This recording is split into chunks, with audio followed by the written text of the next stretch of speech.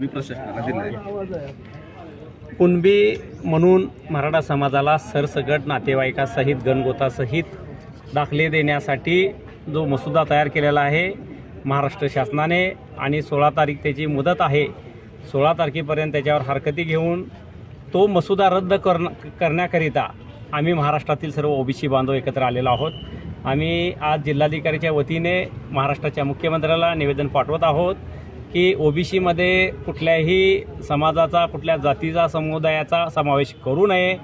जर मराठ्यांना कुणब्यांना आरक्षण द्यायचं असेल तर त्याची स्वतंत्र तरतूद महाराष्ट्र सरकारने केंद्र सरकारने करावी. ओबीसीच्या आरक्षणावर कसल्याही प्रकारचं अतिक्रमण महाराष्ट्रातला ओबीसी सहन करणार नाही. काल